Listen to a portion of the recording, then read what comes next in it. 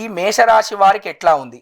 ఈ మేషరాశి వారికి 2, 3లో గురువు, 12లో శని, అట్లాగే 12, 11లో రాహువు, 6, 5లో కేతువు సంచారం చేత వృత్తి, ఉద్యోగ, వ్యాపార, వ్యవహార రంగాల వారికి మిశ్రమ ఫలితాలు ఉండును.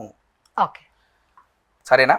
అట్లా ఉద్యోగ విషయంలో కొంచెం వారికి ఒడిదొడుకులు వచ్చేటువంటి అవకాశం ఉన్నాయి. ఎందుకంటే వీరికి ఏలినాటి శని కూడా నడుస్తూ ఉన్నది. 12లో ఉన్నాడంటే దాని అర్థం ఏలినాటి శని వీరికి ప్రారంభమైంది. వీరి జన్మంలో కూడా వస్తారు కొన్ని రోజులైతే.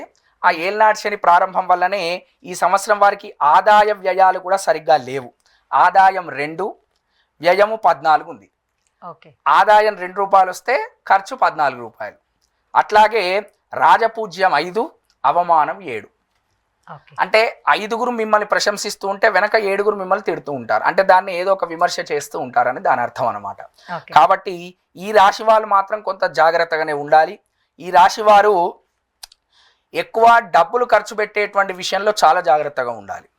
ఎందుకంటే మీరు 1 రూపాయని వెళ్తే అక్కడ 5 రూపాయలు ఖర్చు అయ్యేటువంటి అవకాశం ఇక్కడ కనపడతా ఉన్నది. కాబట్టి చాలా జాగ్రత్తగా పెట్టుబడుల విషయంలో కానీ ఇతరత్ర ఈ డబ్బులు ఎక్కడెక్కడైతే మీకు అవసరం పడతాయో మీరు ఎక్కడైతే ఖర్చుల విషయంలో మాత్రము చాలా జాగ్రత్తగా అంటే చాలా జాగ్రత్తగా ఉండాలి. కుటుంబ కలహాలు కూడా ఎక్కువ ఉండేటువంటి అవకాశం ఉన్నది. ఇంకొకరిని సన్నిహిత మిత్రులను ఎవరిని నమ్మకూడదు. సహాయం పేరిట మీరు ఏమవుతుందంటే మీరు సహాయం చేస్తారు కానీ వారు తర్వాత ఆ సహాయాన్ని పొంది మళ్ళీ మిమ్మల్ని అంటుంటారు.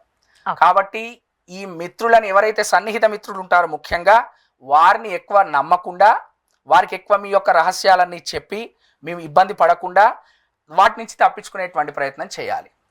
తర్వాత వీరికి ఉద్యోగ భంగం కూడా కలిగేటువంటి అవకాశం ఉన్నది.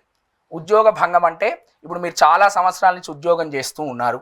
చిన్న చిన్న తప్పుల వల్లనే మిమ్మల్ని తీసేసి మీరేదో పెద్ద తప్పు చేసినట్టుగా అక్కడ వారందరినీ కూడా నమ్మించి తీసేటువంటి అవకాశం ఉన్నది. కాబట్టి ఉద్యోగ విషయంలో కూడా చాలా జాగ్రత్తగా మెదులుకోవాల్సినటువంటి అవసరం ఉన్నది.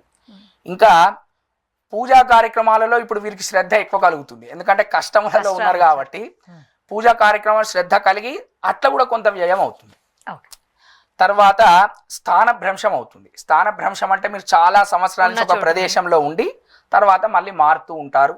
అక్కడి నుంచి ఇక్కడికి, ఇక్కడి నుంచి అక్కడికి, అక్కడి నుంచి ఇక్కడికి, ఇక్కడి నుంచి అక్కడికి అట్లా మారే అవకాశం కూడా ఉన్నది. కాబట్టి మీరు అది తప్పించుకోవడానికి మీరు చేయాల్సినటువంటిది ఏం లేదండి. మేషరాశి వారు నేను ముఖ్యంగా చెప్తున్నాను, కేవలం సుందరాకాండ పారాయణం మీరు చేసుకున్నా సరే తెలుగు చదవడం చక్కగా వస్తే గనక రోజు ఒక సమయం పెట్టుకొని ప్రాతకాలంలోనే లేచి శుచిర్భూతులై ఉండి సుందరాకాండ పారాయణం చేసుకున్నట్లయితే అది శుభమే.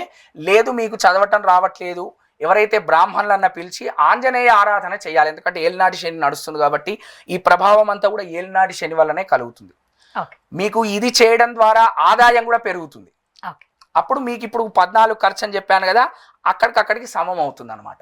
కాబట్టి కొంచెం మేషరాశి వాళ్ళు జాగ్రత్తగానే ఉండి ఆయా రంగాలలో ఇప్పుడు నేను ఎక్కడెక్కడైతే మీకు చెప్పానో అవి విడిచిపెట్టేసి ఎవరెవరైతే సన్నిహిత మిత్రులని మీకు రహస్యాలు చెప్పకుండా ఉంటే గనక మీకు శుభమే జరుగుతుంది. వ్యక్తిగత విషయాలు కానీ ధన సంబంధిత విషయాలు కానీ ఏవి కూడా చెప్పకూడదు. మీలోనే పెట్టుకొని ఎక్కడ వాడాలో అక్కడ వాడుతూ వెళ్ళిపోవాలి. అట్లా చేస్తేనే మీరు బయటపడతారు. చెప్పి ఇబ్బంది పడకూడదు. కాబట్టి మేషరాశి వాళ్ళు ఈ జాగ్రత్తలు తీసుకొని ముందరికి వెళ్లాల్సిందిగా కోరుతున్నాం.